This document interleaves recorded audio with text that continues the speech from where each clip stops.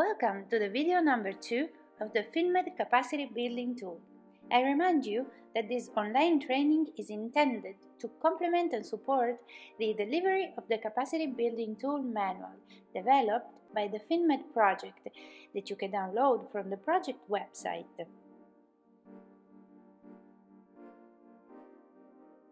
Since the objective of the capacity building tool is to overcome knowledge gaps related to the specific mechanisms and solutions for financing of innovation in green sector SMEs, the second video clarifies the concept of green economy and consequently of green growth. Referring to the roadmap for financial instruments use and implementation, we are here in the preliminary phase in which background and framework concepts must be clarified in order to properly address the use of financial instruments. The learning objective related to the preliminary phase is why considering the use of financial instruments for the implementation of green growth strategies, the main concepts and the issues that green growth involves. But first, we need a definition of green economy. The term green economy was first coined in a pioneering 1989 report for the government of the United Kingdom by a group of leading environmental economists, entitled Blueprint for a Green Economy. The report was commissioned to advise the UK government if there was a consensus definition to the term sustainable development. Apart from in the title of the report, there is no further reference to green economy, and it appears that the term was used as an afterthought by the authors.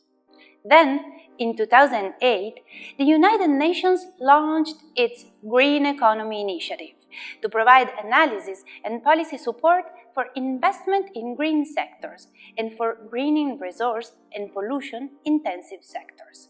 As part of this initiative, UN commissioned one of the original authors of Blueprint for a Green Economy to prepare a report entitled A Global Green New Deal and proposed a mix of policy actions that will stimulate economic recovery and at the same time improve the sustainability of the world economy.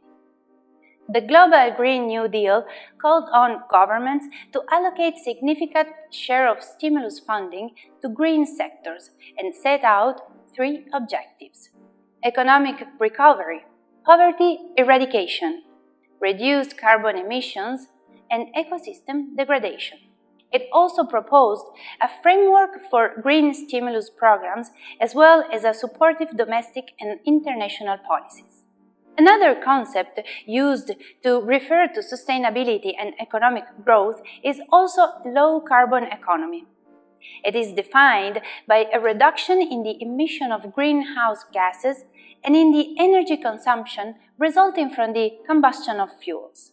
Anyway, literature puts emphasis on the term green economy, a term with broader meaning.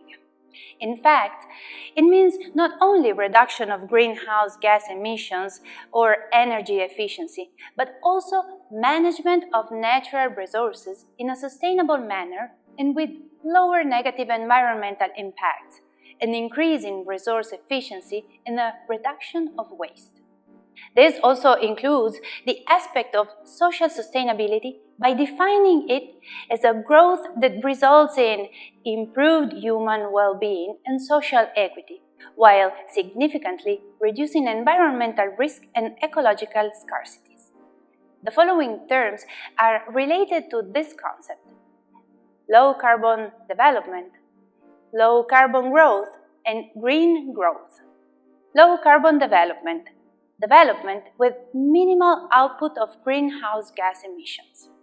Low-carbon growth tends to focus on the production side of the economy in producing goods and services with lower carbon emissions through technological innovation and structural changes.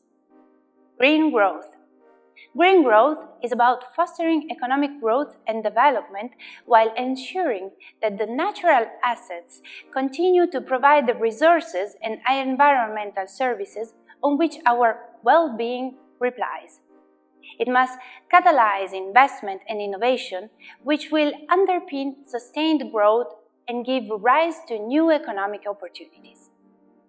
A broader meaning should be attributed to the last concept, defined according to the Global Green Growth Institute as the new revolutionary development paradigm that sustains economic growth while at the same time ensures climatic and environmental sustainability. Green growth involves shaping the economic growth by acknowledging the leading role of natural capital. Growth should be based on the rational use of natural resources. Let's explore now the deep connection among green growth and green innovation. Innovation is an important driver of transition towards green growth. Without innovation, it will be very difficult and costly to achieve transformation to a greener economy. Moreover, existing production technology and consumer behavior can only be expected to produce positive outcomes up to a point, a frontier, behind which depleting natural capital has negative consequences for overall growth. By pushing the frontier outward, innovation can help to decouple growth from natural capital depletion. Innovation and the related process of creative distraction will also lead to new ideas, new entrepreneurs, and new business models, thus contributing to establishment of new markets and eventually to the creation of new jobs.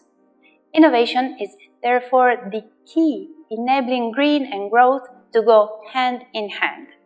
Green innovation is a powerful instrument, combining reduced negative impact on the environment with a positive impact on the economy and society. Looking more closely to the issue of financing the green growth transition, we can highlight that in the historical major technological innovation, financing from public actors played a central role, not only for research, but across the entire innovation landscape.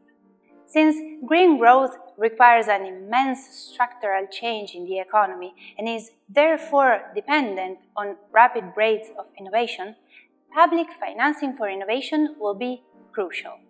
The more, in the current global transition to low carbon, success was highly correlated with direct public financing across the innovation chain. A strong role of the public sector, including substantial direct financing, is an important component of financing innovation. And this is all for the second video of the finMED capacity building tool. I invite you to continue the training with the video number 3. For more information about finMED project and its capacity building tool, please visit the project website, in which you can find much more information, documents, news, and also links to the InterregMed program.